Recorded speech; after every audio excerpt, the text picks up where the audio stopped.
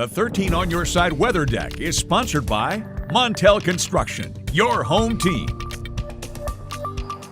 Welcome back. 5:16 is the time. It feels so much better out here on the weather deck than this time last week when we were in the midst of a pretty impressive heat wave for our standards. And dew points were well into the 70s. Dew points now, though, into the 50s, so a lot more refreshing as you step out the door. 13 weather ball heading into this afternoon, though, is red. We have warmer temperatures ahead. We'll be climbing into the low to mid 80s, so a touch warmer than it was yesterday. This view brought to you by West Shore Home. Live view right now at a red, white, and blue Grand Haven Pier. It is pretty calm along the lake shore.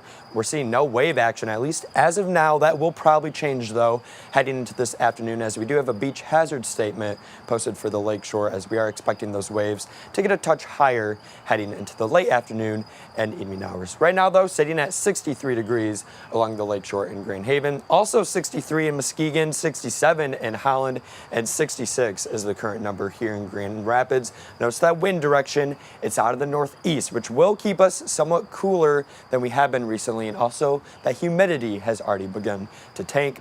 Temperatures this morning climbing well into the 70s. Later on by the noon hour, we're already hitting 80 degrees, and we'll likely land in the low to mid 80s later on this afternoon. We are seeing some cloud cover, especially near and south of I-96 right now, but as the morning goes on, those clouds will break and we'll enjoy lots of sunshine heading into this afternoon. Like I said, the humidity has already tanked. We're seeing dew points into the 50s, mainly north of I-94, so it is very pleasant. This is the driest air mass we have seen since June 23rd, so almost 2 weeks ago. You can see compared to 24 hours ago, the dew point is almost 20 degrees cooler than it was this time yesterday in Fremont. We'll hold on to the drier air mass through at least Wednesday, but we will have a front move through on Thursday, which will bring in another humid air mass Thursday into Friday with a chance of rain. However, heading into this weekend, that humidity will drop back down into the 50s yet again.